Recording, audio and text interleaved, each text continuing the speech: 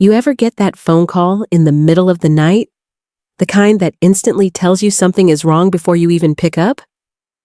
Like your stomach drops, your chest tightens, and you just know it's not going to be good? Yeah, that's exactly how this story starts. Because at 2 a.m., my phone lit up with my sister's name, and what happened next completely changed the way I see my family forever. So, for some context, my sister has always been the favorite. I'm not saying that lightly. I mean, growing up, it was painfully obvious. If she wanted something, she got it. If she messed up, it was not her fault. And if I achieved something, it was either ignored or somehow compared back to her. Classic golden child versus invisible child situation. Now fast forward to a few weeks ago. My sister was turning 25, and my parents decided to go all out. And when I say all out, I mean ridiculous. They funded a full-blown birthday event that cost over $12,000. I'm talking about a rented venue, a professional photographer, custom decorations, a designer dress, catered food, a DJ, the whole package. It looked more like a wedding than a birthday. And me? I wasn't even properly invited. I got a last-minute text from my mom saying, "You should come if you're free." If I'm free, like I'm some distant acquaintance, not her daughter. But I went anyway, not for them, for me. I wanted to see it with my own eyes. I needed that final confirmation that I wasn't imagining things all these years. The party was exactly what you'd expect. Everyone fawning over my sister, telling her how stunning she looked, how lucky she was, how amazing everything was. And she soaked it all in like it was oxygen. Not once did she acknowledge me when I walked in. Not a hug, not a hello, nothing. I ended up sitting at a table in the corner, just observing. And the more I watched, the clearer everything became. This wasn't just favoritism anymore. This was a full-blown imbalance that had shaped our entire family dynamic. At one point, my aunt came over and asked me why I looked so quiet. I just smiled and said I was tired. Because honestly, how do you explain years of feeling overlooked in the middle of a party that's basically celebrating it? But here's where things take a turn.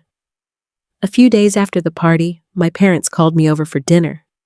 And I already had a feeling something was off. They don't just invite me like that unless they want something. So I go, I sit down, and after some awkward small talk, my dad clears his throat and says, "We need to talk about your sister." And I'm thinking, okay, here we go.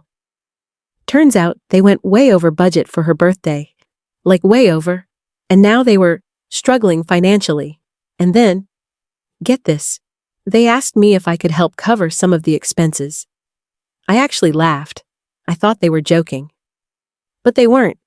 They looked completely serious.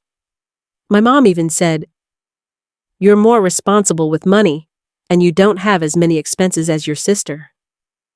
I just sat there for a second, trying to process what I was hearing. They spent $12,000 on a party for her, and now they want me to help pay for it? I told them no. Calmly, clearly, no hesitation. And you could feel the shift in the room instantly. My dad's face hardened. My mom looked disappointed, and suddenly, I was the selfish one. I left shortly after that. No argument, no drama, just done. And then came the 2 a.m. call. My phone starts vibrating on my nightstand, and I see my sister's name. I almost didn't answer. But something told me to pick up. And the second I did, she was screaming, not crying, not upset, screaming. She starts going off about how I embarrassed her, how I'm ruining her life, how I'm selfish and jealous and bitter. Apparently, my parents had told her that I refused to help them, and somehow that turned into me not supporting her. I let her talk. I didn't interrupt. I just listened as she unloaded years of entitlement and delusion onto me in one chaotic rant. And then, When she finally paused to breathe, I said something that I had never said out loud before. I told her, "You're not my responsibility, and I'm done cleaning up messes that were never mine to begin with." Silence. For the first time in my life, she didn't have a comeback. No insult, no deflection, nothing. And then she hung up. That moment, it felt like something inside me finally clicked into place. Like I had been carrying this invisible weight for years, and I had just dropped it. But here's the twist. I didn't stop there. The next morning, I sent a message to both my parents and my sister. Not emotional, not angry, just clear and direct. I laid everything out. The favoritism, the expectations, the way I've been treated for years. I told them I'm done being the backup plan, the financial safety net, the responsible one who gets taken for granted. And I set boundaries. Real ones. No more last-minute requests. No more guilt tripping. No more being involved in their financial decisions, especially when they're reckless enough to spend 5 figures on a party. I didn't expect a response, but I got one.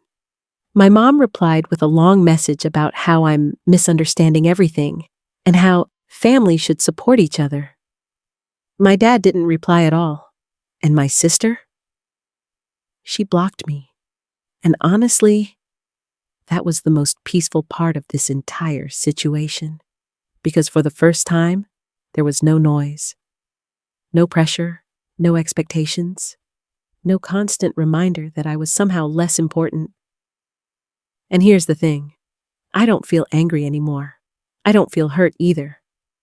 I feel clear. Sometimes revenge isn't about getting even. It's not about making someone else feel the pain they caused you. Sometimes the most powerful kind of revenge is simply stepping away, refusing to play the role they've assigned you, letting them deal with the consequences of their own choices without you there to soften the impact. Because now, they have to face it. The debt, the imbalance, the reality of a situation they created. And me? I'm finally focusing on my own life, my own goals, my own peace. And if that 2 a.m. call taught me anything, it's that people will only keep taking from you as long as you keep giving without boundaries. The moment you stop, everything changes.